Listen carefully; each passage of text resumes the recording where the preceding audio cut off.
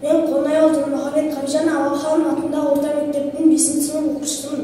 Мен ғылыми жолым тақырыбы математика және жөндеу. Мақсатым бөлмені жөндеудегі математиканың рөлін анықтау және жөндеу жұмыстарын бастамас бұрын шығындарды есептеп алу, жоспар құру керектігін дәлелдеу. Өзектілігі көп адамдар есептен қателесіп, шығындар мен жөндеу жұмыстарын дұрыс есептемейді. Қателік жібермеу үшін математика маңыздылығын көрсеткім келеді. Зерттеу нысаны менің бөлмем. Әр адамның өмірінде математикаға қатысты көптеген сұрақтар туындайды. Үйді жөндеу жұмыстарын жүргізу үшін қанша ақша қажет? Біздің үйіміздің көлемі қандай болу керек? Және ол үшін қабырғалардың, төбелердің және едендердің ауданы қандай? Және ол үшін әрлеу материалдардан қанша сатып алу керек? Материалдардан жеткілік және артық болмаушы оны қалай дұрыс есептеу керек? Міне мұндай жағдайда математика көмекке келеді. Ол кез келген жерде келіп, мәселе шешуге көмектеседі.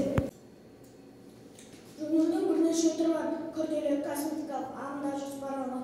Мен өз жұмысымда косметикалық жөндеу жұмыстарын қарастыруға тоқталғанмын. Үй-жайларында косметикалық ағымдылық ғимараттың дизайнына араласпай, бөлменің сыртқы түрін қалпына келтіру үшін бірқатар күрделі жұмыстар жүргізу. Біз әрлеу материалдарды жаңартуды шештік. Қабырғаларға жаңа тұсқа жапсыру, төбе жасау, еденді ламинаттау. Ең алдымен есептеулер жүргізу үшін бөлменің параметрлерін өлшеу қажет. Қабырғалардың ұзындығы мен биіктігін, еденнің, есіктің және терезенің ұзындығы мен ені.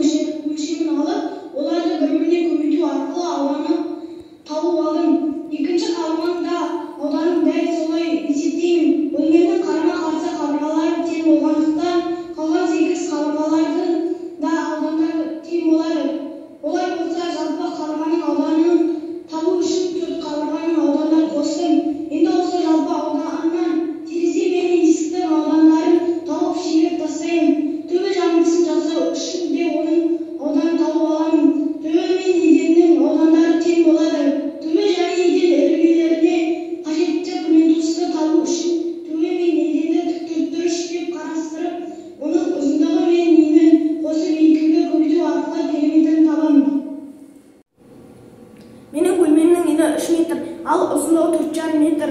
Алдымен бөлменің қабырғаларының ұзындығы менен өлшеп, екеуін көбейтіп аудан тауып алдым. Содан кейін қабырғалардың аудандарын қосып, жалпы аудан тауып алдым. Одан кейін терезе ауданы мен есік ауданын шегердім. Содан кейін түсқағаздың есебін шығардым. Маған 3 орама керек. Бір ораманың құны 10.000 теңге. Сонда жалпы түсқағазға 30.000 теңге қажет. Төбе жамылғысын жасау үшін төбе аудандарын есептеп алдық. Ол 14 квадрат метрге тең. Төбе жамылғысын жасау материалдары 1 квадрат метр 2.000 теңге болса, олай болса маған 28.000 теңге қаражат кетеді. Еденге ламинат төсеу үшін еден аудан табылды. Ол төбе ауданымен тең болды. Математика сабағында біз ауданды периметр мәндері бар есептерді табуғаннан көптеген мәселе шештік. Баға, саны, құны деген сияқты. Жобаның жүзеге асу барысында мен тіктіртпеш периметрде тіктіртпеш ауданды ұтымды сандар бар әрекеттерді қолдануды үйрендім. Енді мен оларсың күнделікті мәселе шешу мүмкін емес екенін білемін. Нәтижесінде жалпы бөлменің жөндеуге 94.940 теңге қаражат кетті. Математика шексіз